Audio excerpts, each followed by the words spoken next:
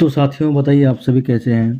तो आप सभी के लिए साइंस का मोस्ट 35 क्वेश्चन लेकर के आए हैं, जो आपका बिहार डीएलएड, ठीक है, स्टेट 2025 टीआरई 4 जो शिक्षक भर्ती बिहार में शिक्षा मंत्री ने अनाउंस भी कर दिया है कि दिसंबर तक आपका टीआरई 4 का एग्ज़ाम होना है। ठीक है, उसके बाद क्लास टेंथ के लिए भी railway group D, Bihar SSC और एसएससी के लिए भी ये सब साइंस का जो क्वेश्चन है काफ़ी महत्वपूर्ण रहेगा आप सबके लिए। ठीक है, तो चलते हैं हम लोग क्वेश्चन को लेकर के आए हैं, उसको सॉल्व करने का प्रयास करते हैं कि क्या क्वेश्चन रहेगा एग्ज़ाम में आपका और किस तरह का क्वेश्चन आपका एग्ज़ाम में मतलब रहने वाला है। ठीक है, तो स्पेशली जो है डीएलएड जो 2025 का एग्ज़ाम चल रहा है उसके लिए ये क्वेश्चन काफ़ी महत्वपूर्ण साबित होगा। ठीक है, तो पहला क्वेश्चन क्या है हम लोगों का, पहला प्रश्न जो है कि निम्नलिखित में से एक विस्थापन अभिक्रिया का उदाहरण कौन सा है। विस्थापन अभिक्रिया का उदाहरण ढूंढना है हमको। 4 ऑप्शन हमको दिया गया है। ठीक है, ऑप्शन ए है, बी है, सी है और डी है। ये 4 ऑप्शन है। इन 4 ऑप्शन में हमको विस्थापन अभिक्रिया, ठीक है, इसको डिस्प्लेसमेंट रिएक्शन भी बोल सकते हैं। ठीक है, सीधा सीधी याद रखिएगा, विस्थापन अभिक्रिया में क्या होता है, एक होता है तत्व और एक होता है यौगिक। ठीक है, एक तत्व होता है और एक क्या होता है, यौगिक होता है। ठीक है, तो एक जो तत्व है वो उस यौगिक में से अपने से कम अभिक्रियाशील तत्व को क्या कर देता है, हटा देता है। ठीक है, और हटा करके उसके जगह में क्या होता है, जा करके बैठ जाता है। बस उसको ही हम लोग क्या बोलते हैं, विस्थापन अभिक्रिया कहते हैं। मतलब जब कोई अधिक अभिक्रियाशील तत्व अपने से कम अभिक्रियाशील तत्व को उसके यौगिक से विस्थापित कर देता है, हटा देता है और उसके जगह में खुद जाकर के बैठ जाता है, तो उसको हम लोग कहते हैं क्या, विस्थापन अभिक्रिया। इसको एकल विस्थापन भी कहा जाता है। ठीक है, तो आप देखिए एक तत्व होना चाहिए, इसमें तो एक यौगिक है, ये भी क्या है, एक यौगिक है, ये तो होगा नहीं। ठीक है, विस्थापन अभिक्रिया में क्या होना चाहिए, एक तो होना चाहिए तत्व अकेला और एक होना चाहिए आपका यौगिक। ठीक, तभी होगा विस्थापन अभिक्रिया। दोनों तत्वों के बीच, मतलब दोनों यौगिकों के बीच जो है ना, एक यौगिक ये और एक यौगिक ये है, इसमें विस्थापन तो होगा लेकिन वो डबल डिस्प्लेसमेंट होगा, द्विविस्थापन अभिक्रिया होगा। ठीक है, और यहाँ हमको सिर्फ बोला है कि विस्थापन अभिक्रिया के बारे में बताना है। ठीक है, विस्थापन मतलब एकल विस्थापन अभिक्रिया। ठीक है, अच्छा, यहाँ हम देखते हैं ये भी एक तत्व है, ये भी एक तत्व है, तो विस्थापन तो होगा नहीं। विस्थापन होने के लिए क्या होना चाहिए, एक तत्व होना चाहिए और एक यौगिक होना चाहिए, तब हो पाएगा। ठीक है, यहाँ पर क्या है, सिर्फ एक यौगिक है, इसमें भी विस्थापन नहीं होगा। तो कौन सा ऑप्शन बच गया मेरा, ऑप्शन नंबर जो ए है, ऑप्शन नंबर ए जो है हमारा करेक्ट होगा। ऑप्शन नंबर ए जो होगा हमारा क्या होगा, करेक्ट आंसर होगा, विस्थापन अभिक्रिया। तो देखिए आप, एक तत्व है जो जिंक है, ठीक है, और एक यौगिक है, इसको क्या बोलते हैं, सल्फर, सॉरी हाइड्रोजन सल्फेट बोलते हैं इसको, सल्फ्यूरिक अम्ल भी बोलते हैं इसको। क्या बोलते हैं, सल्फ्यूरिक अम्ल, जो बैटरियों में तेजाब डालते हैं ना, वही है हमारा सल्फ्यूरिक अम्ल। इसको अम्लों का राजा भी कहा जाता है। ठीक है, सबसे ज़्यादा प्रबल अम्ल है ये H2SO4। तो देखिए यहाँ पे एक तत्व है जिंक और ये क्या है, ये सल्फ्यूरिक अम्ल एक यौगिक है। इसमें से जिंक क्या करता है, जिंक अधिक अभिक्रियाशील होने के कारण कम अभिक्रियाशील तत्व जो हाइड्रोजन है उसको क्या कर देता है, देखिए विस्थापित कर दिया है, हटा दिया है। ठीक है, इसलिए इसको क्या कहते हैं हम लोग, एकल विस्थापन अभिक्रिया कहते हैं। तो एकल विस्थापन अभिक्रिया के लिए क्या होना चाहिए, एक यौगिक होना चाहिए और एक तत्व होना चाहिए। ठीक है, ध्यान रखना आप लोग। ठीक है, ऐसा हो सकता है कि इस यौगिक को पहले लिख दे, तत्व को बाद में लिख दे। ठीक है, तो चल, इसमें एक ऑप्शन दिया हुआ है आपका AgNO3 और NaCl। यहाँ देखिए दोनों यौगिक ही है और दोनों यौगिकों के बीच जो होता है ना, क्या होता है, आयनों का अदला बदली अगर होता है तो उसको हम लोग द्विविस्थापन अभिक्रिया कहते हैं। यहाँ पर देखिए वही हुआ है, Ag के साथ देखिए क्लोरीन आ गया है और NaCl के साथ सी जो है क्या आ गया है, NO3 आ गया है। देखिए यहाँ पर क्या हुआ कि एक यौगिक में से दूसरा यौगिक में आयनों का आयन गया है, मतलब एक तत्व गया है, और दूसरा यौगिक में से पहला यौगिक में एक तत्व आया है। ठीक है, तो इसमें आयनों का अदला बदली अगर होगा तो उसको कहेंगे द्विविस्थापन अभिक्रिया। ठीक है, ये जो है आपका हाइड्रोजन और ऑक्सीजन मिलकर के क्या बनाया, जल बनाया है। तो ये किस प्रकार का अभिक्रिया है, तो देखिए जब भी दो तत्व मिलके एक यौगिक का निर्माण करता है तो उसको हम लोग संयोजन अभिक्रिया के नाम से जानते हैं। क्या ये कैसा अभिक्रिया है, तो संयोजन अभिक्रिया का उदाहरण है। ठीक है, मतलब जब भी कोई दो चीज़ मिलके, दो या दो से अधिक तत्व मिल करके केवल एक उत्पाद बनाता है, ठीक है, तो उसको हम लोग क्या बोलते हैं, उस अभिक्रिया को हम लोग संयोजन अभिक्रिया का नाम देते हैं। ठीक है, उसके बाद एक और है कैल्शियम कार्बोनेट, जिसको हम लोग संगमरमर कहते हैं। अंडा का कवच में यही पाया जाता है, कैल्शियम कार्बोनेट। ठीक है, तो ये जो कैल्शियम कार्बोनेट है कोई एक यौगिक है और ये यौगिक जो है सूर्य प्रकाश की उपस्थिति में जब इसको रिएक्शन कराया जाता है तो उसमें से कैल्शियम ऑक्साइड, जिसको हम लोग क्या बोलते हैं, बिना बुझा हुआ चूना, ठीक है, और कार्बन डाइऑक्साइड निकलता है। ठीक है, तो यहाँ पर क्या हो रहा है, जो ऑप्शन डी है, यहाँ पर क्या हो रहा है कि एक यौगिक जो है ना टूट करके टुकड़ों में बट जा रहा है, नहीं, एक यौगिक टुकड़ों में टूट करके क्या हो रहा है, बट रहा है, ठीक है। तो इस प्रकार की अभिक्रिया को हम लोग बोलते हैं, कैसी अभिक्रिया बोलते हैं, इसको बोलते हैं हम लोग विघटन अभिक्रिया, ठीक है, या अपघटन अभिक्रिया। क्या बोलते हैं, विघटन या अपघटन अभिक्रिया। तो विघटन या अपघटन अभिक्रिया में ही ना विद्युत धारा का इस्तेमाल किया जाता है, यौगिक को तोड़ने के लिए सूर्य प्रकाश का इस्तेमाल किया जाता है, ठीक है, ध्यान रखिएगा आप लोग। तो अभी हम लोग क्या क्या देखें, एक देखें अपघटन अभिक्रिया जो यहाँ पर हो रहा है, ऑप्शन नंबर डी में हो रहा है। अपघटन अभिक्रिया में आपको देखना क्या है कि एक यौगिक होगा और वो यौगिक जो है टुकड़ों में बढ़ जाएगा, उसका उत्पाद क्या बनेगा, जो प्रोडक्ट होगा वो टुकड़ों में बढ़ जाएगा, ठीक है, इसको कहेंगे अपघटन अभिक्रिया। और संयोजन अभिक्रिया में क्या होगा कि भैया उसमें 2 या 2 से अधिक तत्व रहेगा और लास्ट में जो प्रोडक्ट बनेगा वो हमारा एक ही होगा केवल, ठीक है, उसको कहेंगे संयोजन अभिक्रिया। और विस्थापन अभिक्रिया तो आप समझ गए, विस्थापन अभिक्रिया में क्या होता है, दोनों यौगिक होगा, ठीक है, और दोनों यौगिक में क्या होगा कि आयनों का अदला बदली होगा, तो विस्थापन अभिक्रिया। और एकल विस्थापन सिर्फ रहेगा अगर, तो उसमें क्या होगा, आपका एक रहेगा तत्व और एक रहेगा यौगिक, और उसमें से जो अधिक अभिक्रियाशील तत्व है, कमजोर वाला अभिक्रियाशील तत्व को क्या कर देगा, वहाँ से हटा देगा और उसके जगह में जाके बैठ जाएगा, ठीक है। तो काफ़ी लंबा हो गया इस क्वेश्चन का आंसर देने में। तो इसका आंसर क्या होगा, इसका विस्थापन बोला था तो इसका आंसर ए होगा, ठीक है। चलते हैं अगले क्वेश्चन की तरफ। अगला क्वेश्चन है हमारा क्वेश्चन नंबर 2। पढ़िए थोड़ा सा आप लोग, क्या है क्वेश्चन। क्वेश्चन नंबर 2 क्या कह रहा है कि जब कैल्शियम कार्बोनेट को गर्म करते हैं, कैल्शियम कार्बोनेट जानते हैं इसका फॉर्मूला, किसका फॉर्मूला, ये CaCO3 कैल्शियम कार्बोनेट। इसको ही हम लोग क्या बोलते हैं, संगमरमर कहते हैं ना, संगमरमर का यही फॉर्मूला है। अंडा का जो कवच है उसमें ही कैल्शियम कार्बोनेट पाया जाता है। ये जो कैल्शियम कार्बोनेट है इसको गर्म करते हैं, ठीक है, गर्म करते हैं तो वो किस में परिवर्तित हो जाता है, क्या बन जाता है, मतलब गर्म करने के बाद। तो देखिए इसको जब हम लोग गर्म करेंगे ना तो ये क्या बन जाएगा, ये बन जाएगा आपका कैल्शियम ऑक्साइड, और क्या बन जाएगा भाई, कार्बन डाइऑक्साइड, ठीक है, कैल्शियम ऑक्साइड और कार्बन डाइऑक्साइड का निर्माण होगा जब कैल्शियम कार्बोनेट को हम लोग गर्म करेंगे। तो ये कैल्शियम ऑक्साइड जो है ना, इसका इस्तेमाल ही घरों को सफ़ेदी करने में किया जाता है। जो घर में सफ़ेदी करते हैं ना, सफ़ेद रंग का पेंट, तो उसमें कैल्शियम ऑक्साइड का ही इस्तेमाल करते हैं। इसको बिना बुझा हुआ चूना कहते हैं। और इस पर ही, बिना बुझा हुआ चूना पर ही जब जल डाल देते हैं हम लोग, तब कैल्शियम हाइड्रोक्साइड का निर्माण होता है, जिसको हम लोग क्या बोलते हैं, बुझा हुआ चूना बोलते हैं, ठीक है। और ये CO2 कार्बन डाइऑक्साइड, इसके बारे में तो आप सभी जानते ही हैं कि हम लोग सांस के रूप में मतलब कार्बन डाइऑक्साइड को बाहर छोड़ते हैं।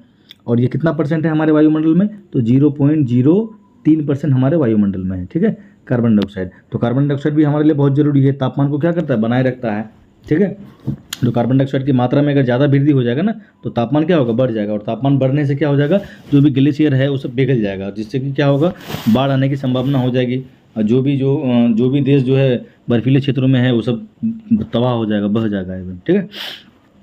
तो इसका आंसर क्या क्या बनता है, कैल्शियम ऑक्साइड और कार्बन डाइऑक्साइड। तो कैल्शियम ऑक्साइड और पानी तो नहीं बन रहा है, तो ऑप्शन ए होगा नहीं। कैल्शियम और कार्बन नहीं, सिर्फ कैल्शियम और कार्बन तो नहीं बन रहा है, ये ऑप्शन भी नहीं होगा। कैल्शियम ऑक्साइड और कार्बन डाइऑक्साइड, जी ये तीसरा वाला ऑप्शन होगा। क्या बनेगा, कैल्शियम ऑक्साइड और कार्बन डाइऑक्साइड का निर्माण होता है, ठीक है। आप लोग कॉपी कलम लेकर के बैठिए, ठीक है, कॉपी कलम लेकर के बैठिएगा, जो हम बात बोलते हैं ना उसको आप लोग नोट कर लीजिए कॉपी में, तो बहुत अच्छा होगा, ठीक है। आगे के एग्जाम के लिए, हर तरह के एग्जाम के लिए, अगर ये जो क्वेश्चन हम दिए हैं वो नहीं पूछा, अगर आपको ऐसा समीकरण दे दिया कि CaCO3, उसके बाद दे दिया आपको ये तीर का निशान दे दिया, ऊपर में लिख दिया गर्म करने पर, या हीट लिख देगा, तो क्या निर्माण होगा, कैल्शियम ऑक्साइड दे देगा। और उसके बाद एक जो है कैल्शियम कार्बोनेट ना देके यहाँ खाली जगह दे देगा और 4 ऑप्शन में दे देगा आपको क्या बनेगा, तो ये भी आपको ध्यान रखना है, ठीक है। चलते हैं अगला प्रश्न में। अगला जो प्रश्न है हमारा, ये तीसरा प्रश्न है हमारा। तो तीसरा प्रश्न है दोहरा विस्थापन। दोहरा विस्थापन के बारे में आपको हम बता दिए थे क्या होना चाहिए भाई। दोहरा विस्थापन के लिए अभिकारक में, मतलब तीर के निशान के लेफ्ट साइड में दोनों यौगिक होना चाहिए। देखिए यहाँ भी यौगिक है और यहाँ भी यौगिक है, ठीक है। द्विविस्थापन जब बोलेगा तो देखना आपको क्या है, तीर के निशान के लेफ्ट साइड में 2 यौगिक होना चाहिए, ठीक है। ए नंबर में है क्या, नहीं है। 2 यौगिक है क्या, नहीं है। बी नंबर में है, सी नंबर में भी नहीं है, ठीक है। डी नंबर में भी देखिए 2 यौगिक नहीं है, एक यौगिक है और एक क्या है, तत्व है। तो एक यौगिक और एक तत्व रहेगा तो समझ लीजिए कैसा विस्थापन होगा, ये भी तो विस्थापन है लेकिन ये सिंगल डिस्प्लेसमेंट रिएक्शन होगा, मतलब एकल विस्थापन अभिक्रिया होगा ये, ठीक है। और दोहरा विस्थापन होना चाहिए, तो दोहरा विस्थापन में क्या होगा, दोनों यौगिक होना चाहिए, मतलब इसका एक आयन इसमें जाएगा तत्व और इसका एक क्या होगा, इसमें आएगा, ठीक है ना। तो यही ऑप्शन होगा हमारा। कौन सा ऑप्शन होगा, इसका आंसर क्या हो जाएगा, दोहरा विस्थापन का ऑप्शन नंबर बी होगा। क्या हो जाएगा, ऑप्शन नंबर बी हम लोग का सही आंसर होगा, ठीक है। साथियों चलते हैं अगले क्वेश्चन में। 35 क्वेश्चन का सीरीज़ है। आप लोग जो है ना क्वेश्चन को भी बनाइए और जो इसके अलावा जो जो बात हम बोलते हैं ना उसको भी कॉपी में अपना नोट करते चलिए, जो आपके लिए काफ़ी फायदेमंद रहेगा। तो अगला क्वेश्चन क्या है, 4 नंबर क्वेश्चन, चौथा प्रश्न को हम लोग देखते हैं। जो सोडा एस है, सोडा एस का रासायनिक नाम क्या है? केमिकल नेम पूछा है सोडा एस का। देखिए सोडा एस ना यहाँ लिख दिया है, आपको फंस जाइएगा आप लोग। इसको हम लोग क्या बोलते हैं? सोडा, वाशिंग सोडा भी बोलते हैं, धोबन सोडा। ठीक है, अब आप लोग का दिमाग में आ गया होगा कि किसको वाशिंग सोडा बोलते हैं क्या। तो वाशिंग सोडा को ही सोडा एस बोलते हैं, उसको ही हम लोग हिंदी में धोबन सोडा भी बोलते हैं। ठीक है, तो ये किसका फॉर्मूला है? इसको तो हम लोग बेकिंग पाउडर बोलते हैं ना, इसको खाने वाला सोडा कहते हैं। क्या कहते हैं इसको? खाने वाला सोडा। खाने वाला सोडा कहा जाता है, बेकिंग पाउडर खाने वाला, इसको सोडा कहा जाता है। ठीक है, इसका इस्तेमाल क्या करते हैं? जो पकोड़ा वकोड़ा बनता है ना, जो गुलगुल्ला वगैरह बनता है, उसको फूलने में मदद करता है ये। ठीक है, NaCO3, इसको क्या बोलते हैं हम लोग? खाने वाला सोडा बोलते हैं। खास्ता वगैरह बनाने में इसका इस्तेमाल किया जाता है। ठीक है, उसके बाद दूसरा ऑप्शन में क्या है हमारा? Na2CO3, इसको ही हम लोग बोलते हैं वाशिंग सोडा। इसको ही हम लोग क्या बोलते हैं? धोबन सोडा या वाशिंग सोडा कहते हैं। ठीक है, और इसका इस्तेमाल देखिएगा बहुत ज़रूरी है। ये जो Na2CO3 है ना, संगमरमर का भी यही सूत्र है, अंडे का कवच उवच में पाया जाता है ये। ठीक है, उसके बाद जो चूना पत्थर का भी यही सूत्र है, खरिया का भी यही सूत्र है। खरिया कहेगा, चौक कहेगा, चूना पत्थर कहेगा, सबका सूत्र यही है, सोडियम कार्बोनेट है। अब ये सोडियम कार्बोनेट का एक काफ़ी महत्वपूर्ण यूज है, इसको बार बार एग्जाम में पूछता है। तो जो जल है ना, पानी, जो पानी का अस्थायी कठोरता को दूर करता है, ये क्या करता है? अस्थायी कठोरता को दूर करने का काम करता है ये, अस्थायी कठोरता को दूर करने का काम करता है। तो आपको एक अगर बोल दे कि भाई जल की अस्थायी कठोरता को दूर करने के लिए किसका इस्तेमाल करते हैं, तो अब आपका दिमाग में हो जाएगा, याद हो गया आपको कि सोडियम कार्बोनेट का इस्तेमाल करते हैं। किसका इस्तेमाल करते हैं? सोडियम कार्बोनेट का, यानी कि धोबन सोडा, वाशिंग सोडा या सोडा एस का इस्तेमाल हम लोग करते हैं जल की अस्थायी कठोरता को दूर करने के लिए। ठीक है दोस्तों, उसके बाद आपको दिया गया है कैल्शियम कार्बोनेट। जो ये कैल्शियम कार्बोनेट है, यही अंडे के कवच में पाया जाता है, कैल्शियम कार्बोनेट। यही संगमरमर का सूत्र है। ठीक है, खरिया चौक का सूत्र यही होता है। अच्छा, हम शायद इसी में खरिया सूत्र वगैरह बोल दिए थे, सॉरी, मतलब वो गलती थी, मुझसे बोल दिए होंगे हम। तो ये जो है कैल्शियम कार्बोनेट, इसको चौक का सूत्र होता है, खरिया का सूत्र होता है, ये चूना पत्थर का होता है। ठीक है, ये कैल्शियम कार्बोनेट होता है। ठीक है, चलिए साथियों अगले क्वेश्चन की ओर बढ़ते हैं हम लोग। अगला क्वेश्चन क्या है हम लोगों का? 5वां प्रश्न है, अम्ल वर्षा का मुख्य कारण क्या है? मतलब अम्लीय वर्षा जो होता है ना, एसिड रेन, इसका मुख्य कारण क्या है? मुख्य कारण आपको बताना है अम्लीय वर्षा का। तो देखिए अम्लीय वर्षा का जो मुख्य कारण है ना, सल्फर डाइऑक्साइड और नाइट्रोजन ऑक्साइड होता है। ठीक है, सबसे मेन कारण यही है, इसके कारण ही ये जो अम्लीय वर्षा होता है ना, फसलों को तबाह कर देता है, नष्ट कर देता है ये। समझे? अम्लीय वर्षा जब भी होगा ना, तो क्या होगा, उस वर्षा में नहाओगे तो बीमार भी पड़ सकते हैं हम लोग। और उस वर्षा में क्या होता है कि पेड़ पत्ते जो है ना, पेड़ पौधों से जो पत्तियां होती है वो टूट करके क्या होता है, गिर जाता है। पेड़ पौधे हैं वो क्या होते हैं, मुरझा जाते हैं। ठीक है, और फसल जो है काफ़ी नष्ट होता है अम्लीय वर्षा से। ठीक है, और अम्लीय वर्षा का मेन कारण क्या होता है कि जो हम लोग वातावरण को प्रदूषित कर रहे हैं ना, इसके कारण ही अम्लीय वर्षा होता है। तो इसका अम्लीय वर्षा का मुख्य कारण क्या होगा? तो सल्फर डाइऑक्साइड और नाइट्रोजन ऑक्साइड होता है, मेन कारण है। ठीक है, इसको याद रखिएगा, ये हर एक एग्जाम में पूछता ही है, एकदम तय फिक्स क्वेश्चन है ये वाला। ठीक है साथियों, चलते हैं अगला क्वेश्चन में। O3 तो आप जानते हैं ओजोन है, ओजोन का सूत्र होता है O3। क्या ओजोन का सूत्र? ये तो आप कार्बन डाइऑक्साइड जानते ही हैं, इसको शुष्क बर्फ बोलते हैं ना, इसको ही क्या बोलते हैं हम लोग? शुष्क बर्फ कहते हैं, शुष्क बर्फ। ठीक है, ये ओजोन O3। उसके बाद आप लोग से एक सवाल है कि ओजोन दिवस, ओजोन डे कब मनाते हैं? ठीक है, ओजोन डे कब मनाया जाता है? एक आप लोग बताइएगा, ओजोन डे कब मनाया जाता है? ठीक है, इसका आंसर आप लोग कमेंट में जल्दी फटाफट फेंक करके दीजिए कि ओजोन डे कब मनाया जाता है। ठीक है, भारत में ओजोन डे कब मनाया जाता है। चलिए अगला क्वेश्चन देखते हैं हम लोग। अगला क्वेश्चन क्या है? 6ठा नंबर प्रश्न है, प्लास्टर ऑफ पेरिस का रासायनिक नाम क्या है? जो प्लास्टर ऑफ पेरिस है, POP, प्लास्टर ऑफ पेरिस, जिसको शॉर्टकट में POP बोलते हैं, उसका रासायनिक सूत्र बताना है आपको। तो प्लास्टर ऑफ पेरिस, देखिए सबसे पहले याद रखिएगा, क्या याद रखना है आपको? ये CaSO4 इंटू 2H2O, ये जो है ना, ये जिप्सम का फॉर्मूला है। किसका फॉर्मूला है? ये भी आपको याद रखना है, जिप्सम का। इससे ही आपको प्लास्टर ऑफ पेरिस का भी याद हो जाएगा। तो आपको जिप्सम और प्लास्टर ऑफ पेरिस, ये दोनों में बड़ा कन्फ्यूजन रहता है, तो आज आपका कन्फ्यूजन दूर हो जाएगा। ठीक है, तो ये CaSO4 इंटू 2H2O ये किसका फॉर्मूला है भाई? जिप्सम का फॉर्मूला है, ठीक है। अब देखिए, अब इस जिप्सम को क्या करते हैं ना, अधिक ताप पर गर्म किया जाता है। क्या किया जाता है? गर्म किया जाता है बहुत अधिक ताप पर। और इसमें से जो है ना, क्या करते हैं, इसमें से जो जल है तब तक इसको सुखाया जाता है जब तक कि जल जो है ना इसके अंदर से, मतलब दो है ना 1.5 गुना जल को समझो कि ख़त्म कर दिया जाता है। यहाँ पे H2O कितना गुना है, देखिए 2 गुना है ना, तो 1.5 गुना जल को क्या करते हैं इसमें से हम लोग, तब तक इसको गर्म किया जाता है तब तक कि इसका मतलब 1.5 गुना जल खत्म ना हो जाए, ठीक है। जब 1.5 गुना जल खत्म हो जाएगा तो आधा जल का कितना अणु बचेगा, आधा अणु बचेगा, तो उसको ही हम लोग बोलते हैं प्लास्टर ऑफ पेरिस, ठीक है। मतलब फॉर्मूला सेम ही रहेगा, ठीक है, लेकिन यहाँ पे क्या हो जाएगा, जल जो है यहाँ पे 2 अणु है जल का, उसमें से 1.5 अणु जल को क्या कर देना है, सूखा देना है हमको गर्म कर करके, ठीक है। उसके बाद जो आधा अणु बचेगा ना, वही हमारा प्लास्टर ऑफ पेरिस बन जाएगा। ये है प्लास्टर ऑफ पेरिस, ठीक है। तो प्लास्टर ऑफ पेरिस का आप भूलिएगा कभी, आप लोग नहीं भूलिएगा ना, जिप्सम को गर्म करने पर बनता है। तो जिप्सम में जल का 2 अणु होता है और वो 2 अणु को तब तक गर्म किया जाता है, तब तक सुखाया जाता है जब तक कि वो आधा ना बन जाए, मतलब 2 से आधा ना बन जाए, ठीक है। 2 अणु से आधा अणु बन जाए, 1.5 अणु को सुखा के ये गैस के द्वारा उड़ा दिया जाता है, ठीक है। ये है हमारा किसका, प्लास्टर ऑफ पेरिस का फॉर्मूला। तो प्लास्टर ऑफ पेरिस देखते हैं, आपको घर का प्लास्टर करने में भी इस्तेमाल होता है। प्लास्टर ऑफ पेरिस का उपयोग एकदम बार बार एग्जाम में आता है। तो प्लास्टर ऑफ पेरिस का क्या उपयोग है, तो प्लास्टर ऑफ पेरिस का उपयोग है मूर्ति निर्माण में, जो मूर्ति का डिजाइन है ना उसको सही सांचा आकार देने के लिए प्लास्टर ऑफ पेरिस का इस्तेमाल किया जाता है। तो एक हुआ मूर्ति निर्माण में, ठीक है। उसके बाद जो डॉक्टर होता है ना, जैसे किसी का हाथ टूट गया, पैर टूट गया, तो हाथ और पैर का हड्डी को जोड़ने के लिए भी प्लास्टर ऑफ पेरिस का ही इस्तेमाल किया जाता है। तो 2 इस्तेमाल काफ़ी महत्वपूर्ण है, याद रखिएगा आप लोग। प्लास्टर ऑफ पेरिस का 2 इस्तेमाल, एक इस्तेमाल क्या है कि मूर्तियों को आकार देने में, मूर्तियों का सांचा बनाने में, ठीक है।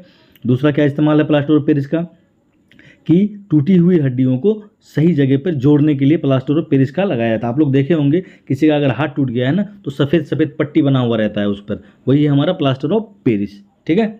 ये प्लास्टर ऑफ पेरिस का खोज पेरिस में हुआ था, इसलिए इसका नाम ना प्लास्टर ऑफ पेरिस पड़ गया है, ठीक है साथियों। यही जो है जिप्सम है, बी नंबर में जो है क्या है, जिप्सम है। इसका ही 2 भाग जो जल है उसमें को 1.5 भाग जल को गर्म करके सुखा दिया जाता है, ठीक है। इसके बारे में तो आपको बता ही दिए हम। ये क्या है हमारा कैल्शियम कार्बोनेट, ये चौक का सूत्र है, आपका खरिया का सूत्र है यही, ठीक है। संगमरमर का यही सूत्र है, जो अंडा का कवच होता है उसमें यही पाया जाता है, ठीक है। ये तो आपको बताएं हम कि बिना बुझा हुआ चूना कैल्शियम ऑक्साइड में जब हम लोग जल डाल देते हैं, क्या डाल देते हैं, जल डाल देते हैं, तब ये चूना बुझा हुआ चूना बन जाता है। ये बिना बुझा हुआ था, जब उसमें जल डालते हैं तो देखिएगा धुआं टाइप का निकलता है उसमें से, तब ये बन जाता है बिना बुझा हुआ चूना, ठीक है। बिना बुझा हुआ चूना बन जाता है, शुष्क बुझा हुआ चूना बोलते हैं इसको, ठीक है। चलिए अगले प्रश्न की ओर बढ़ते हैं। जो अगला क्वेश्चन है हम लोगों का, क्या है अगला प्रश्न, किस अम्ल का उपयोग बैटरी में करते हैं। देखिए शायद पहला सवाल में ही हम बता दिए थे कि किस अम्ल का उपयोग बैटरियों में करते हैं। बैटरियों में एक तरल भाग, तरल रहता है ना, जल के रूप में भरा हुआ रहता है ना, तेजाब, ठीक है। तो उसमें क्या भरा हुआ रहता है, तो यही रहता है भरा हुआ, ठीक है। सल्फ्यूरिक अम्ल भरा हुआ रहता है, क्या भरा हुआ, क्या भरा हुआ रहता है, सल्फ्यूरिक अम्ल। इसको ही क्या कहते हैं, अम्लों का राजा कहा जाता है। इसको ही क्या कहा जाता है, अम्लों का राजा कहा जाता है, ठीक है। अम्लों का राजा, याद रखिएगा आप लोग, अम्लों का राजा कहा जाता है। किसको कहा जाता है, सल्फ्यूरिक अम्ल को अम्लों का क्या कहते हैं, राजा कहते हैं। आमतौर पर इसको हम लोग क्या बोलते हैं, तेजाब बोलते हैं, क्या, ठीक। HNO3 ये भी जो है क्या है, प्रबल अम्ल है, ठीक है। और HCl ये भी क्या है, प्रबल अम्ल है। तो आपको अगर अम्लों के बारे में कह देगा कि कौन सा प्रबल अम्ल है, तो ये 3 याद रखिएगा, HCl, H2SO4, HNO3, ये है प्रबल अम्ल, ठीक है। ये देखिए इसमें तो OH है, ये तो OH है, तो ये क्या हो जाएगा, अम्ल नहीं है, ये क्या है, क्षार है। जब कभी भी कोई पदार्थ जो है ना जल में घुल करके OH आयन देगा तो वो क्या हो जाता है, क्षार हो जाता है। और जो हाइड्रोजन आयन देगा, H+ आयन देता है, ये क्या होता है, हमारा अम्ल होता है, ठीक है। तो इन सब में देखिए A, B और C तीनों ऑप्शन में H है ना, ठीक है। तो वो क्या हो जाएगा, हमारा अम्ल हो जाएगा। इसमें भी H है लेकिन OH है। हाइड्रोक्साइड जब भी रहेगा तो क्या हो जाएगा, वो क्षार हो जाएगा, ठीक है। आप जानते हैं कि अम्ल का pH मान क्या होता है, 0 से 7 के बीच होता है। क्षारक का pH मान क्या होता है, 7 से 14 के बीच होता है। और जो पूरी 7 होता है वो क्या होता है, उदासीन होता है। जैसे शुद्ध जल क्या है, उदासीन है, ठीक है। चलिए अगले क्वेश्चन में चलते हैं हम लोग। अगला क्वेश्चन है, 8वां क्वेश्चन है हम लोग का। जो 8वां प्रश्न है साथियों, बड़ा ही प्यारा प्रश्न है साथियों, देखिए आप लोग पढ़िए। 8वां प्रश्न क्या है, अम्ल वर्षा के कारण निम्न में से क्या है, शायद डबल हो गया क्या, अम्ल वर्षा के कारण निम्न में से क्या प्रभावित होता है। अच्छा, अम्लीय वर्षा होने से निम्नलिखित में से क्या प्रभावित होता है, पेड़ पौधे प्रभावित होता है, होता है, बताया हम, झुलस जाता है ये, ठीक है। इसका पेड़ पौधों से पत्तियाँ टूट करके गिर जाती है। जल पानी भी होता है भैया, जहरीला हो जाता है पानी, ठीक है। उस पानी में नहाओगे अगर ना अम्लीय वर्षा वाला तो बीमार पड़ जाओगे, त्वचा में तरह तरह का बीमारी हो जाएगा। मिट्टी भी अनउपजाऊ हो जाती है, ठीक है। मिट्टी की उपजाऊ शक्ति धीरे धीरे क्या हो जाती है, कम हो जाती है। तो इसका क्या आंसर होगा, उपरोक्त में से सभी। अम्लीय वर्षा का क्या कारण है, तो ये सब कारण है, पेड़ पौधा भी ये हो जाता है, जल भी मिट्टी भी, ठीक है। चलते हैं अगले सवाल में। क्वेश्चन नंबर 9 हम क्या है, क्वेश्चन नंबर 9 के बारे में देखते हैं। धातु जो मेटल और नॉन मेटल के बीच मुख्य अंतर बताना है आपको। तो धातु और अधातु में क्या अंतर होता है, ठीक है। तो हम लोग जानते हैं ना, धातुओं में विशेष प्रकार की चमक होती है, धातुओं में विद्युत धारा और ऊष्मा की सुचालक होती है, जबकि अधातुओं मतलब कोई विशेष प्रकार का चमक नहीं होता है, और ऊष्मा और विद्युत धारा का वो क्या होता है, कुचालक होता है। उसके बाद क्या है कि धातुएं जो है ना तन्य होती है। आघात वर्धे, तन्य का मतलब होता है कि खींच कर सकते हैं लंबा तार के रूप में। आघात वर्धे का मतलब होता है कि उसको हथौड़ा से पीट करके चपटा बना सकते हैं। लेकिन अधातुओं को अगर पीटेंगे ना हम लोग तो क्या हो जाएगा, टूट जाएगा, ठीक है। और उसको ज़्यादा खींचेंगे तब भी वो टूट जाएगा, तो ठीक है, भंगुर होता है अधातु, ठीक है। तो बोल रहा है कि मुख्य अंतर आपको खोजना है, धातु भारी होता है, अधातु हल्का होता है। ये तो बिल्कुल गलत है, ये तो होगा ही नहीं। धातु चढ़ती है, अधातु चढ़ती नहीं है, क्या ये मतलब है, ये भी नहीं होगा। धातु बिजली जो विद्युत धारा है और गर्मी जो मतलब ऊष्मा है उसका चालक होता है, मतलब सुचालक होता है, सही बात है। और अधातु जो है सुचालक नहीं होता है। कभी आप लोग देखिए, लकड़ी को अगर जलाइएगा तो क्या उसका एक छोर से दूसरा छोर तक ऊष्मा आता है, बिजली करंट पास होगा, तार के जगह में लकड़ी लगा करके देखिए, क्या करंट पास होगा, नहीं होगा ना। तो धातु में क्या होती है, विद्युत धारा और ऊष्मा की क्या होती है, सुचालक होती है। तो आपको याद रखना है कि सबसे अच्छा विद्युत धारा का सुचालक, ऊष्मा का सुचालक कौन होता है सबसे अच्छा, तो वो है हमारा चांदी। चांदी का पहनते हैं ना, ठीक है। ये चांदी जो है ना विद्युत धारा और ऊष्मा का सबसे अच्छा चालक होता है, याद रखिएगा आप लोग। सबसे अच्छा चालक कौन होता है, चांदी, विद्युत धारा और ऊष्मा का, ठीक है। धातु रंगीन होती है, अधातु रंगीन नहीं, ऐसा नहीं है। धातु में एक चमक होती है विशेष प्रकार की, अधातु में भी रंग होती है, अधातु में भी, लेकिन वो धूसर रंग का होता है, उसमें चमक ज़्यादा नहीं होती है, ठीक है। चलिए अगले प्रश्न की ओर बढ़ते हैं हम लोग। अगला प्रश्न जो हम लोगों का 10 नंबर प्रश्न है, कौन सा अधातु गैस अवस्था में होता है। देखिए कौन सा अधातु गैस अवस्था में होता है, देखिए चलिए कौन सा अधातु बोलता है कि गैस अवस्था में होता है। तो देखिए सामान्यतः जो अधातुएं होती है ना, या तो मतलब ज़्यादातर द्रव होता है, या तो द्रव होगा या गैस होगा, ठीक है। लेकिन धातुएं जो होती है ना वो ठोस होती है, ठीक है। अधातुएं क्या होती है, या तो द्रव हो सकता है या गैस हो सकता है। तो ये हाइड्रोजन जो है ना, ये हाइड्रोजन जो है क्या है, एक ऐसा धातु है जो कि क्या है, गैस अवस्था में पाया जाता है। ब्रोमीन भी है, हाइड्रोजन भी है, ब्रोमीन भी है, ठीक है। द्रव अवस्था में पाया जाने वाला अधातु है ब्रोमीन, ठीक है, याद रखिएगा। द्रव अवस्था में कौन ऐसा अधातु जो द्रव अवस्था में पाया जाता है, तो वो क्या है, ब्रोमीन है। ये तो धातु है, कैल्शियम ये भी धातु है, ये भी क्या है, हमारा धातु है। चलिए अगले क्वेश्चन में बढ़ते हैं हम लोग। अगला क्वेश्चन है 11 नंबर प्रश्न है। क्या प्रश्न कह रहा है कि कौन सी धातु रेडियोधर्मी है। रेडियोधर्मी मतलब कि परमाणु रिएक्टर में इसका इस्तेमाल किया जाता है, ठीक है। तो सीधा याद रखिएगा, परमाणु रिएक्टर मतलब कि परमाणु बम वगैरह बनाने में यूरेनियम का इस्तेमाल किया जाता है। यूरेनियम के समस्थानिक का इस्तेमाल होता है परमाणु भट्टी में, यूरेनियम के समस्थानिक, ये याद रखिएगा, इसका इस्तेमाल होता है किसमें, परमाणु भट्टियों में, ठीक है। चलिए तांबा दिया हुआ है आपको, कॉपर जिसको बोलते हैं। सोना जो प्रकृति में मुक्त अवस्था में पाया जाता है, ठीक है। सोना जो है ना प्रकृति में किस अवस्था में पाया जाता है, मुक्त अवस्था में पाया जाता है सोना, ठीक है। उसके बाद लोहा है, और ये जो सोना है ना इस पर जंग जल्दी से नहीं लगता है, ठीक है। इसका क्षय जो है काफ़ी धीरे धीरे होता है, ये भी याद रखिएगा आप लोग, ठीक है। चलते हैं 12वां नंबर प्रश्न में। 12वां नंबर प्रश्न क्या है, सोना सबसे अच्छी धातु क्यों मानी जाती है। देखिए यहीं पे प्रश्न भी आ गया कि सोना सबसे अच्छी धातु क्यों मानी जाती है, क्यों मानते हैं। ये गर्मी का अच्छा चालक है, नहीं, गर्मी का तो सबसे अच्छा चालक कौन है, ऊष्मा का चांदी। ये रासायनिक रूप से स्थिर होता है और जल्दी जंग नहीं लगता है, जी बिल्कुल यही होगा आंसर। क्या होगा, ये जो रासायनिक रूप से क्या होता है, स्थिर होता है, मतलब ये मुक्त अवस्था में पाया जाता है, प्रकृति में मुक्त अवस्था में पाया जाता है, और इसमें जंग जो है ना बहुत जल्दी नहीं लगता है, जंग काफ़ी लेट से लगता है, ठीक है, ये आंसर होगा। ये सस्ता होता है, बाप रे बाप, ये सस्ता होगा सोना। उसके बाद ये गंध रहित होता है, गंध रहित, इसमें गंध होता है, सोना में भी हल्का सा गंध होता है। तो कौन सा ऑप्शन होगा हमारा, क्वेश्चन नंबर, ये आंसर नंबर बी होगा 12 का। 13वां नंबर प्रश्न देखते हैं। 13 नंबर प्रश्न क्या है, कौन सी धातु सबसे अधिक ताप सहन कर सकती है। बोले ना ताप मतलब ऊष्मा, गर्मी, सबसे ज़्यादा ताप सहन कौन सा धातु करेगा, अभी आपको हम बताएं। सबसे अच्छा चालक अगर बोलता ना, चालक अगर बोलता तो चांदी होता, यहाँ पे बोलता है सहन करने की बात। तो कौन सा जो है, लोहा ज़्यादा सहन कर पाएगा, लोहा को अगर ज़्यादा गर्म करेंगे ना, ज़्यादा ताप देंगे तो पिघल जाएगा वो, ठीक है। तांबा भी क्या होगा, पिघल जाएगा। पारा भी क्या हो जाएगा, ये तो उड़ जाएगा ऐसे ही थोड़ा सा तापमान में। जो हमारा रूम टेम्परेचर उसमें ही तांबा जो थर्मामीटर में बढ़ा हुआ रहता है उसको तोड़ दीजिए आप, देखिए वो पारा क्या हो जाएगा, भाप बन के उड़ जाएगा। तो क्या बचा हमारा, टंगस्टन। जो बल्ब का फिलामेंट बना होता है, तंतु जो बल्ब का बना होता है वो टंगस्टन का बना हुआ होता है, ठीक है। और ये जो है ना सबसे अधिक ताप सहन कर सकती है। इसका गलनांक काफ़ी उच्च होता है, लगभग 3400 डिग्री सेल्सियस तक, ठीक है। ये क्या होता है कि जल करके ना पिघलता नहीं है, बल्कि इसके बदला में क्या करता है भैया, रोशनी देता है हमको। क्या देता है, रोशनी देता है। इसका गलनांक काफ़ी उच्च होता है, गलनांक और प्रतिरोध दोनों काफ़ी उच्च होता है, ठीक है। इसलिए जो बल्ब का फिलामेंट जो है ना टंगस्टन टंगस्टन का बना हुआ होता है, ठीक है। तो ताप सहन करने की क्षमता सबसे ज़्यादा होती है टंगस्टन में, ठीक है। चलिए अगले क्वेश्चन की तरफ। एक पारा के बारे में याद रखिएगा। पारा एक ऐसा धातु है जो कमरे के ताप पर क्या होता है कि द्रव अवस्था में पाया जाता है। नहीं तो ज़्यादातर सभी धातुएं क्या होती है, या तो ठोस होती है या गैस होती है, ठीक है। लेकिन पारा एक ऐसा धातु है जो कि द्रव अवस्था में हमको पाया जाता है, ठीक। चलिए अगले क्वेश्चन में बढ़ते हैं हम लोग। अगला क्वेश्चन क्या है, 14वां नंबर प्रश्न है, धातु की चमक किससे आती है। जो धातुएं हैं, अभी आपको ऊपर बताया ना कि धातुएं क्या होती है, चमकदार होती है। धातुओं की सतह क्या होती है, चमकदार होती है, जिसको हम लोग धातुई चमक बोलते हैं। तो धातु में जो चमक है क्यों आती है, क्या कारण है, ठीक है। तो धातुओं के भीतर में ना मुक्त इलेक्ट्रॉन होता है। क्या होता है, मुक्त इलेक्ट्रॉन होता है, जो प्रकाश के परावर्तन के कारण क्या होता है, इधर से उधर बहते रहता है, ठीक है। धातुओं में क्या होता है, मुक्त इलेक्ट्रॉन होता है।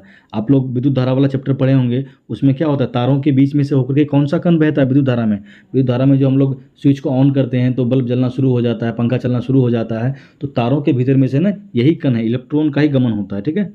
जो बोलते हैं ना कि तारों के बीच में से आवेशों का प्रवाह होता है, तो ये आवेश क्या है, इलेक्ट्रॉन ही है, ठीक है। ध्यान रखिएगा आप लोग, ठीक है। धातु का चमक किससे आती है, तो धातु में जो मुक्त फ्री इलेक्ट्रॉन होते हैं, जिसमें परावर्तन होता है, प्रकाश का परावर्तन होता है, जिसके कारण धातुएं हमको चमकदार लगती है, ठीक है। चलिए अगले क्वेश्चन में बढ़ते हैं हम लोग। अगला क्वेश्चन क्या है, 15वां नंबर प्रश्न है। जो 15 नंबर प्रश्न है, देखते हैं 15 नंबर क्वेश्चन। धातुओं को आसानी से तार खींच सकते हैं, बताइए, इतना आसान क्वेश्चन है। धातुओं को आसानी से हम लोग, अभी आपको हम बताया ना कि धातुओं में ये गुण होता है कि उसको ना खींच करके च्युइंगम की तरह बढ़ा सकते हैं, ठीक है। और उसको पीट पीट करके दरवाजा की तरह चौड़ा कर सकते हैं, चादर बना सकते हैं, ये गुण है, ठीक है। एक को कहते हैं हम लोग क्या, तन्यता, और एक को हम लोग कहते हैं क्या, आघात वर्ध्यता, ठीक है। तो यहाँ पे बोल रहा है तार खींचने का बात बोल रहा है, क्या बोलता है, तार खींचने का बात। तो क्या बोल रहा है कि आसानी से तार के रूप में इसको हम लोग खींच सकते हैं। तो तार को खींच सकते हैं, उसको बोलते हैं तन्यता, ठीक है। और इसको इंग्लिश में क्या बोलते हैं, डक्टिलिटी। तन्यता धातुओं का वो गुण जिसके कारण उसका हम लोग ना लंबा लंबा तार के रूप में खींच सकते हैं। तो सबसे अधिक, यहाँ से एक सवाल और पूछता है कि सबसे अधिक तन्य धातु कौन सा है, मतलब सबसे ज़्यादा लंबा तार के रूप में खींचा जा सकता है। सबसे अधिक तन्य धातु जो है ना, सोना है, गोल्ड, याद रखिएगा। सबसे अधिक तन्य धातु कौन है, सोना, ठीक है। 1 ग्राम सोना से ना हम लोग 2 किलोमीटर लंबा रस्सी बना सकते हैं। कितना किलोमीटर लंबा, 2 किलोमीटर लंबा रस्सी बना सकते हैं 1 ग्राम सोना से। तो सबसे अधिक तन्य धातु अगर बोलेगा तो सोना सबसे अधिक तन्य धातु है, ठीक है। धातुओं को तार के रूप में खींचने का जो गुण होता है ना, उसको बोलते हैं डक्टिलिटी। क्या बोलते हैं, डक्टिलिटी, जिसको बोलते हैं तन्यता। और सबसे अधिक तन्य धातु कौन सा है भाई, तो सोना है, ठीक है। अगर आपको पूछ लेता कि धातुओं को पीट पीट करके चादर के रूप में परिवर्तित कर दिया जाता है, इस गुण को क्या कहते हैं, तो इसको बोलते हैं मलाइबिलिटी, जिसको बोलते हैं आघात वर्ध्यता, याद रखिएगा आप लोग, ठीक है। चलिए 16 नंबर प्रश्न की ओर बढ़ते हैं हम लोग। 16 नंबर प्रश्न है, जो जानकारी एक्स्ट्रा दे रहे हैं भाई, उन सभी जानकारियों को ना आप लोग कॉपी में नोट कर लिए, जो काफ़ी फायदेमंद होगा आप सभी के लिए। चलिए अगला प्रश्न हम लोग देख रहे हैं। 16 नंबर प्रश्न हमारा क्या है, मिश्र धातु बनाने का क्या उद्देश्य है। तो मिश्र धातु बनाने का मुख्य उद्देश्य क्या है, बताइए। मतलब मिश्र धातु किसको कहते हैं, देखिए, 2 या 2 से अधिक धातु, या एक धातु और एक मिश्र धातु, मतलब 2 या 2 से अधिक धातु, या तो एक धातु या एक अधातु, दोनों को मिला करके जो हमारा प्रोडक्ट बनता है ना, उसको ही हम लोग क्या बोलते हैं, मिश्र धातु कहते हैं, ठीक है। मिश्र धातु जो होता है ना, जो धातुओं की तुलना में ना इसका जो मजबूती है काफ़ी अधिक बढ़ जाता है, गुणवत्ता भी काफ़ी अधिक बढ़ जाता है। तो पहला ऑप्शन में बोला है कि मिश्र धातु हम बनाते हैं, क्यों बनाते हैं भाई, क्या उद्देश्य है हमारा बनाने का, तो धातु की गुणवत्ता घटाने के लिए बनाते हैं, गलत बात है। धातु की कठोरता और ताकत बढ़ाने के लिए, ये सही है हमारा। मतलब मिश्र धातु क्यों बनाते हैं, जिससे कि धातु क्या हो, मजबूत हो, ठीक है, और उसका गुणवत्ता बढ़े, कठोर हो, इसलिए हम लोग क्या बनाते हैं, मिश्र धातु बनाते हैं। और मिश्र धातु बनाने के टाइम में थोड़ा कार्बन भी मिलाते हैं, उसको दृढ़ता प्रदान करने के लिए, मजबूती प्रदान करने के लिए कार्बन मिलाया जाता है, कठोरता प्रदान करने के लिए, ठीक है। वैसे शुद्ध लोहा जो है, कितना शुद्ध लोहा जो है मुलायम होता है, उसमें कार्बन मिलाया जाता है ताकि वो क्या हो, कठोर हो, मजबूत हो, ठीक है। चलिए अगले प्रश्न की ओर हम लोग बढ़ रहे हैं। तो मिश्र धातु के बारे में आप लोग याद रखिएगा, पीतल जो है, तांबा जो है, ये किसका किसका मिश्र धातु है, कांसा जो है, ये सब किसका मिश्र धातु है, याद रखिएगा। ठीक है, इसके बारे में भी इसी मतलब इसमें पढ़ाया हुआ है, वो लोग आप लोग देख लीजिए एक बार जाके, ट्रिक के माध्यम से हम पढ़ा चुके हैं। ठीक है, ध्यान से देखिएगा। चलिए अगले प्रश्न में बढ़ रहे हैं हम लोग। जो अगला क्वेश्चन है 17 नंबर क्वेश्चन है, आ गया सवाल, देखिए कांस्य मतलब कांसा किसका मिश्र धातु है।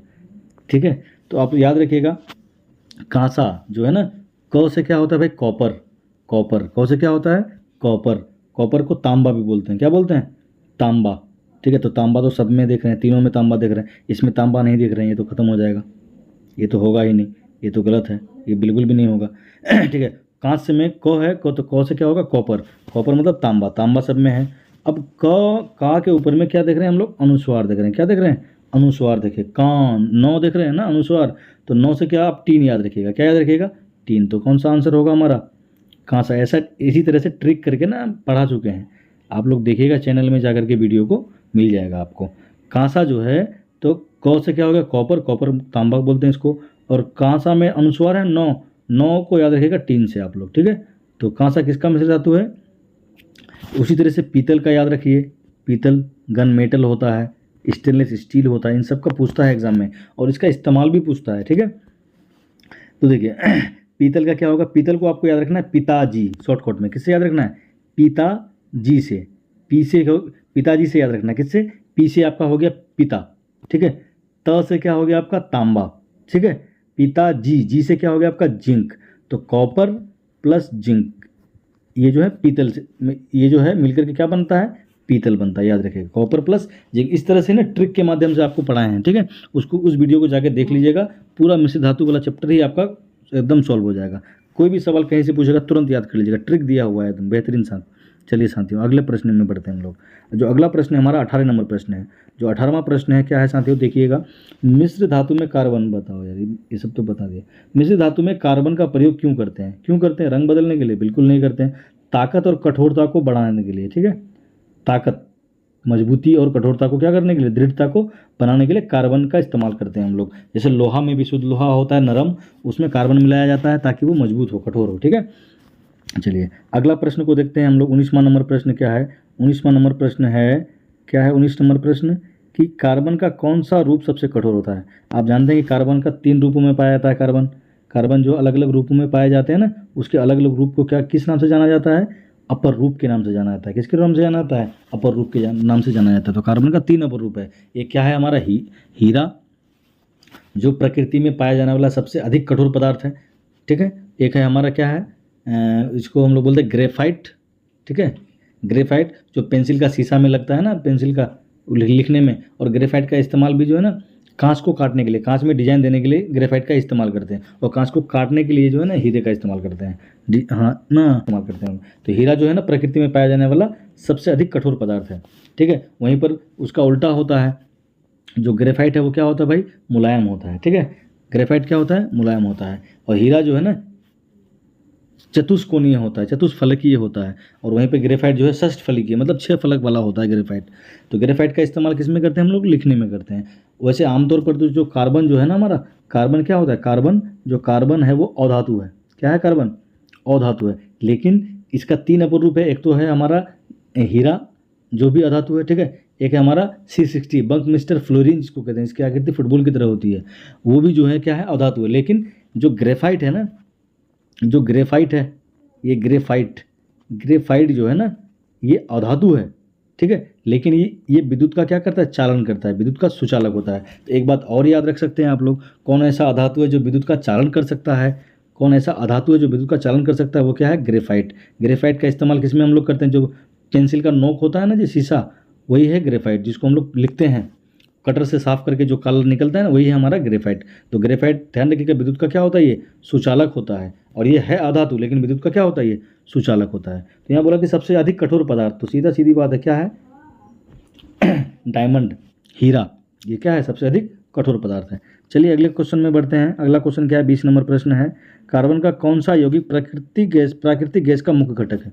देखिए, प्राकृतिक गैस का मुख्य घटक बोले, बायोगैस का मुख्य घटक बोले, या गोबर गैस का मुख्य घटक बोले, वो एक ही है, वो क्या है हमारा, मीथेन।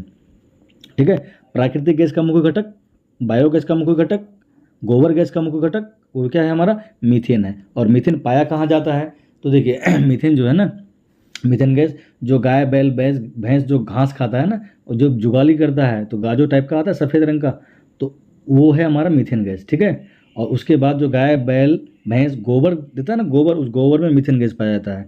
उसके बाद जो है धान है, धान का जो जड़ है वहाँ पे मीथेन गैस पाया जाता है। उसके बाद गोबर में तो सबसे ज़्यादा पाया जाता है 75%, 75% जो है ना, सबसे ज़्यादा मीथेन गैस पाया जाता है गोबर में। उसके बाद जो कीचड़ वाला जगह है, कीचड़ में मीथेन गैस पाया जाता है, ठीक है। और एक है हमारा एथेन, वो पढ़िएगा हाइड्रोकार्बन वाला चैप्टर में। एक क्या है हमारा, कार्बन डाइऑक्साइड, तो शुष्क बर्फ कहते हैं, तो जानते हैं हम लोग। उसके बाद क्या है, कार्बन मोनोऑक्साइड, ये जहरीला गैस है।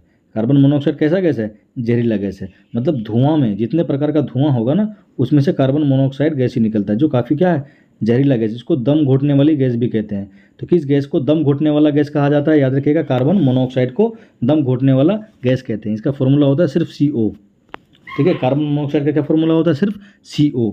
मतलब जितने प्रकार का धुआं होगा, मोटरसाइकिल का धुआं निकलता है, चूल्हा का धुआं निकलता है, तो धुआं में क्या होता है, कार्बन मोनोऑक्साइड। अगर आपको एक रूम में, एक कमरे के अंदर बंद कर दिया जाए और उस कमरे को पूरा धुआं कर दिया जाए, तो आप ना मर जाइएगा एकदम, बिल्कुल भी आपको ऑक्सीजन मिलेगा ही नहीं। तो कार्बन मोनोऑक्साइड का ना एक और रोचक कहानी है कि कार्बन मोनोऑक्साइड जो है ना, क्या करता है, हीमोग्लोबिन के साथ जो रिश्ता बनता है कार्बन मोनोऑक्साइड का ना, तो समझ लीजिए एकदम गर्लफ्रेंड बॉयफ्रेंड वाला रिश्ता बनता है। तो ये जो है ना कार्बन मोनोऑक्साइड, हीमोग्लोबिन से काफ़ी दोस्ती है इसका। हीमोग्लोबिन के साथ अगर मिल गया ना ये, तो नहीं चलेगा। आप लोग जानते हैं ना हीमोग्लोबिन के बारे में। हीमोग्लोबिन क्या करता है, हमारे फेफड़ों में से ऑक्सीजन को लेकर के विभिन्न अंगों तक भेजता है, रक्त को शुद्ध करके, और विभिन्न अंगों से कार्बन डाइऑक्साइड को ला करके वापस फेफड़ों तक छोड़ता है, फिर हम लोग नाक के द्वारा बाहर कर देते हैं। लेकिन अगर कार्बन मोनोऑक्साइड के साथ मिल गया ना हीमोग्लोबिन, तो वो कार्बन मोनोऑक्साइड को कभी छोड़ेगा ही नहीं, और कार्बोक्सी हीमोग्लोबिन का निर्माण कर देगा, जो हमारे शरीर के लिए काफ़ी घातक है। मतलब जो है ना, इससे हम लोग सांस नहीं ले पाएंगे, और सांस नहीं ले पाएंगे तो शरीर के विभिन्न अंगों तक क्या है, ऑक्सीजन पहुंच पाएगा, ऑक्सीजन नहीं पहुंचेगा। ऑक्सीजन अगर नहीं पहुंचेगा, शुद्ध रक्त नहीं पहुंचेगा, शुद्ध रक्त नहीं पहुंचेगा, ऑक्सीजन नहीं पहुंचेगा, तो बताइए जिंदा रह पाइएगा? आप खुद सोच लीजिए, अगर जिंदा रहिएगा तो ठीक, नहीं है तो कोई बात नहीं। चलिए अगले क्वेश्चन में हम लोग बढ़ रहे हैं। अगला क्वेश्चन क्या है, कार्बन का कौन सा यौगिक जहरीला होता है? कार्बन का कौन सा यौगिक, अभी तो आया, कार्बन मोनोऑक्साइड जो है ना, क्या है, जहरीला होता है, इसको दम घोटने वाला गैस कहते हैं, ठीक है। चलिए अगला क्वेश्चन में बढ़ते हैं। 22 नंबर क्वेश्चन है, कार्बन की 4 संयुक्ता होती है। कार्बन की कितनी संयुक्ता होती है, 4, ठीक है। संयुक्ता मतलब समझ रहे हैं ना, कि सबसे बाहरी कोष में जो इलेक्ट्रॉनों की संख्या होगी उसको ही क्या कहते हैं हम लोग, संयुक्ता कहते हैं। ये नाभिक है, परमाणु का नाभिक में क्या क्या रहता है, प्रोटॉन और क्या रहता है, न्यूट्रॉन रहता है, ठीक है। और विभिन्न कक्षाओं में कौन चक्कर लगाता है, इलेक्ट्रॉन चक्कर लगाता है, ठीक है। तो कार्बन की 4 संयुक्ता क्यों होती है, तो इसका बाहरी सॉरी इसमें 6 इलेक्ट्रॉन होते हैं, ठीक है। इसकी मतलब परमाणु संख्या 6 होती है, तो इलेक्ट्रॉन भी 6, ठीक है। ये धातु है, बिल्कुल नहीं है, ये क्या है, अधातु है, ठीक है। क्यों अधातु है, कि बाहरी कक्षा में अगर 1 2 3 इलेक्ट्रॉन रहेगा तो वो होता है धातु, 4 5 6 7 8 रहेगा वो क्या हो जाता है, आपका अधातु, ठीक है। ये सहसंयोजी यौगिक बनाते हैं, सहसंयोजी यौगिक बनाते हैं कार्बन, ये भी कुछ हद तक ठीक है। लेकिन यहाँ बोला है कि उसकी 4 संयुक्ता है, क्यों 4 संयुक्ता उसका इसलिए है क्योंकि उसका बाहरी कोष में जो है ना 4 इलेक्ट्रॉन है। बाहरी कोष में कितना इलेक्ट्रॉन है, 4 इलेक्ट्रॉन है। इसलिए हम सभी तो जानते हैं ना कि किसी भी तत्व का सबसे अंतिम कोष में जितने इलेक्ट्रॉन रहते हैं वही उसकी क्या हो जाती है, संयोजकता हो जाती है। 1 2 3 4, 4 तक जितना 4 तक अगर इलेक्ट्रॉन रहेगा तो वही संयोजकता, अगर 4 से अधिक इलेक्ट्रॉन रहेगा तो उसको फिर 8 से घटा करके तब संयोजकता बताते हैं हम लोग। तो इस सवाल का जो आंसर होगा ना, ए भी होगा और डी भी होगा, मतलब इनमें से ए और डी दोनों इसका आंसर होगा। क्योंकि कार्बन की 4 संयोजकता क्यों हो पाती है, क्योंकि इलेक्ट्रॉन ही 6 है, उसमें 6 इलेक्ट्रॉन है, इसलिए उसका संयोजकता क्या होता है, 4 होता है, ठीक है। बाह्य कोष में 4 इलेक्ट्रॉन है, ये भी ठीक है। मतलब इसका आंसर जो है ना ए भी होगा और डी भी होगा, ठीक है। चलिए अगला क्वेश्चन की तरफ बढ़ते हैं हम लोग। अगला प्रश्न क्या है, 23 नंबर प्रश्न। जो 23 नंबर प्रश्न है, ग्रेफाइट का उपयोग किस रूप में करते हैं? जो ग्रेफाइट का उपयोग किस रूप में, गहना में करते हैं, नहीं करते हैं। ईंधन में करते हैं, ये भी नहीं करते ईंधन के रूप में। पेंसिल की शीशी में करते हैं, ठीक है। किस में करते हैं, पेंसिल की शीशी में करते हैं। और घर्षण को बनाए रखने के लिए ना साइकिल का चैन वगैरह में भी ग्रेफाइट का इस्तेमाल किया जाता है, थोड़ा थोड़ा सा कभी कभी, ठीक है। तो पेंसिल का नोक में इस्तेमाल करते हैं ग्रेफाइट का। चलिए अगला क्वेश्चन को देखते हैं हम लोग। अगला क्वेश्चन क्या है, फलों को पकाने के लिए जो फल है, अभी कौन सा जितना भी फल मिलता है मार्केट में वो सब तो दवाई से ही पकता है। तो फलों को पकाने के लिए जो है ना किस कार्बन के यौगिक का इस्तेमाल करते हैं? तो सीधा सीधा बात, एथिलीन, या इसको ही हम लोग बोलते हैं एसीटिलीन। एथिलीन कहे या एसीटिलीन कहते हैं, ठीक है। फलों को पकाने में इस कार्बन के मतलब एथिलीन कार्बन का यौगिक है एक, ठीक है। इसका ही इस्तेमाल करते हैं फलों को प्राकृतिक रूप से पकाने के लिए, कच्चा कच्चा फल होता है उसको पका देते हैं, ठीक है, एथिलीन या इसी को बोलते हैं एसीटिलीन, ठीक है।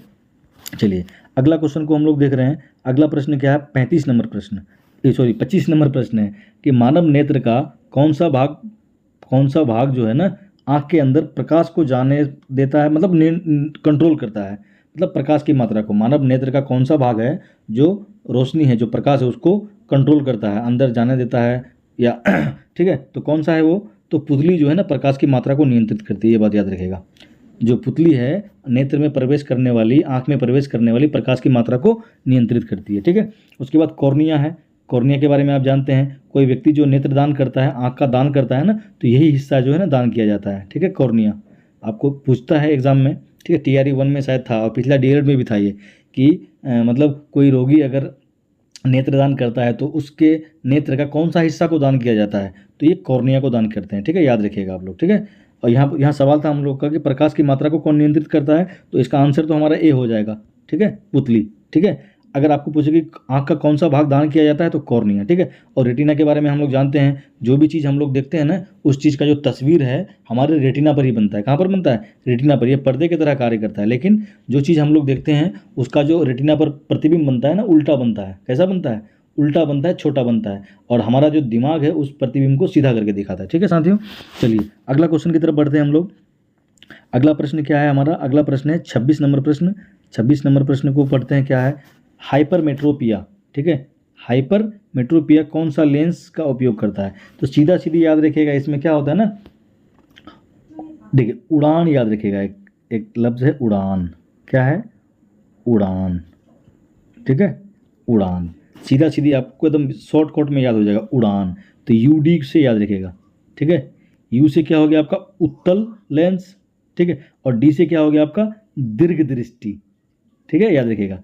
U से क्या हो गया आपका, उत्तल लेंस होता है, और D से क्या हो गया, कौन सा दृष्टि दोष हो गया, दीर्घ दृष्टि दोष। तो याद रह जाएगा ना, उड़ान UD, U से उत्तल लेंस, मतलब दीर्घ दृष्टि में किसका इस्तेमाल करेंगे हम लोग, उत्तल लेंस का, और निकट दृष्टि में किसका इस्तेमाल करेंगे हम लोग, अवतल लेंस का इस्तेमाल करेंगे। तो उड़ान याद रह जाएगा शॉर्टकट में, UD को एक ग्रुप में कर देंगे, AN को एक ग्रुप में कर देंगे उड़ान लिखने के बाद। U से उत्तल लेंस हो जाएगा, D से दीर्घ दृष्टि हो जाएगा। तो दीर्घ दृष्टि का इलाज किसके लिए करते हैं हम लोग, किस लेंस से करते हैं, उत्तल लेंस से करते हैं, ठीक है। और निकट दृष्टि का इलाज किससे करते हैं हम लोग, तो अवतल लेंस से करते हैं, ठीक है साथियों। चलिए अगला, और बेलनाकार जो लेंस है, बाइफोकल लेंस है, ठीक है, इसका इस्तेमाल किस में करते हैं, जिस व्यक्ति का आंख में दोनों तरह का रोग हो जाए, दूर दृष्टि और निकट दृष्टि दोनों तरह का अगर रोग हो जाता है ना, तब हम लोग ना बेलनाकार लेंस का, द्विफोकल लेंस का, सिलेंड्रिकल लेंस का इस्तेमाल करते हैं, ठीक है।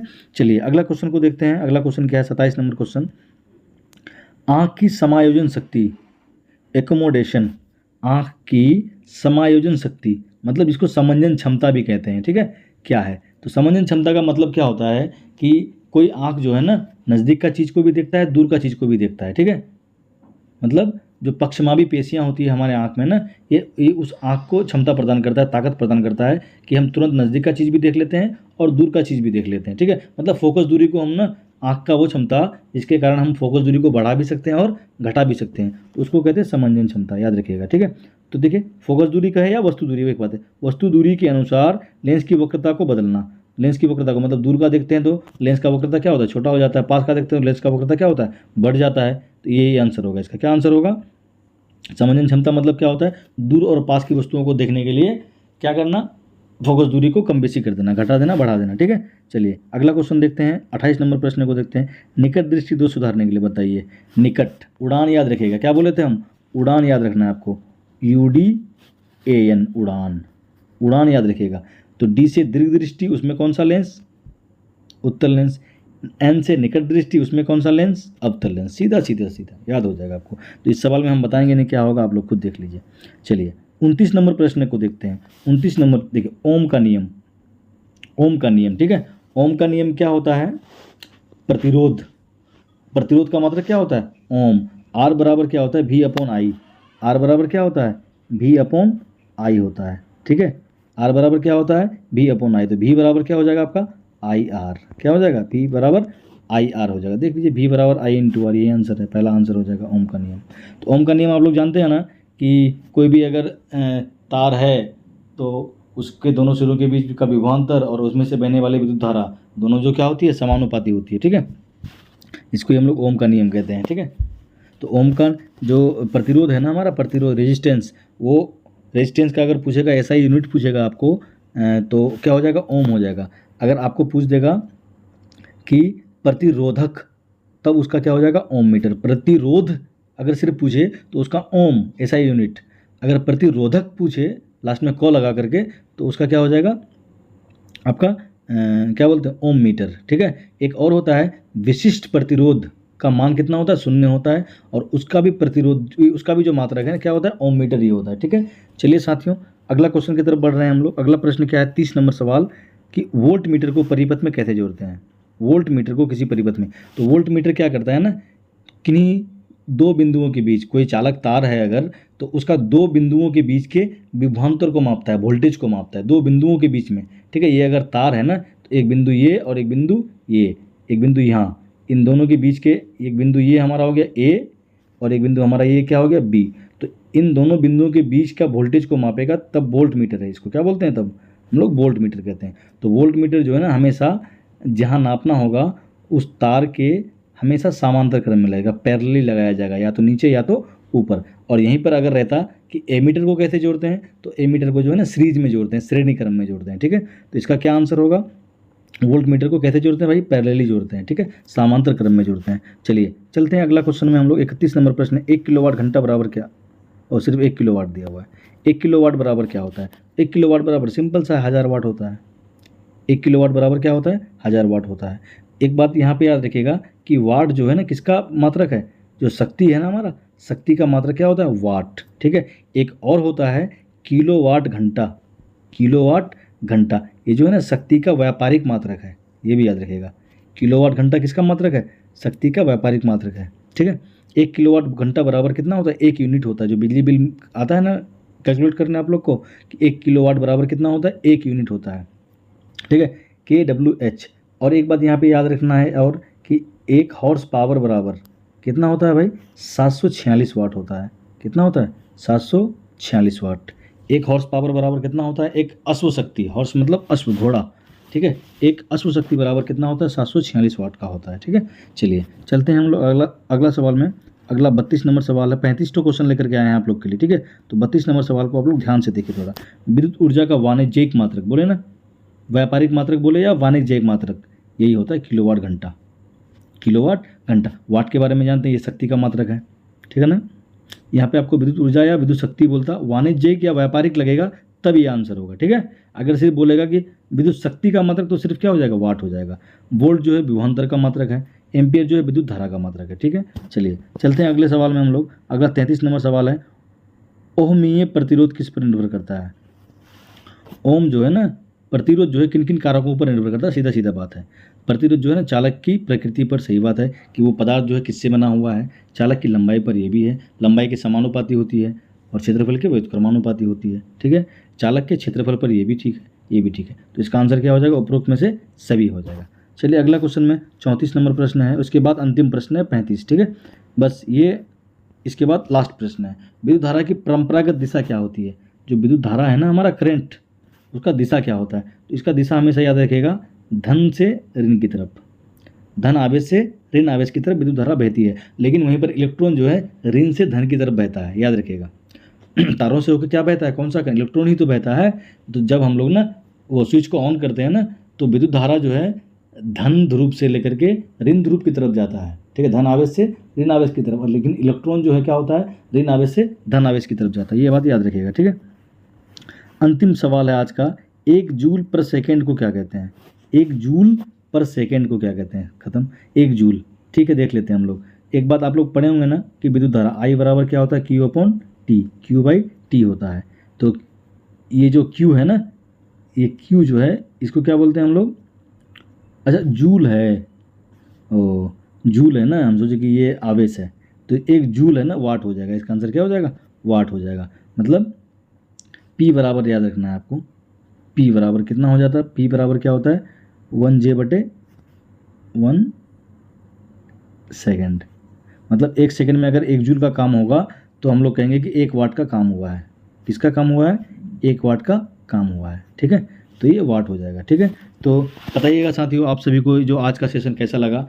इसी तरह का सेशन आप सभी के लिए लाएंगे, अपने दोस्तों के पास शेयर कर दीजिएगा वीडियो को, ताकि उसको भी फ़ायदा पहुँचे। ये हर तरह का एग्ज़ाम के लिए ना काफ़ी महत्वपूर्ण होगा। आप ना ये मत सोचिए कि सिर्फ डीएलएड का एग्ज़ाम के लिए ही है, आपका स्टेट एग्ज़ाम 2025 आने वाला है उसके लिए भी है, जो TRE 4 का एग्ज़ाम दिसंबर में होने वाला है उसके लिए भी काफ़ी महत्वपूर्ण है, जो क्लास 10th का बोर्ड का एग्ज़ाम होना है उसके लिए भी काफ़ी महत्वपूर्ण है, जो रेलवे ग्रुप डी SSC में साइंस पूछा जाता है। तो यही सब साइंस आज के सेशन को बताइएगा आप लोगों को किस तरह से कैसा मज़ा आया कि नहीं आया। ठीक है साथियों, धन्यवाद।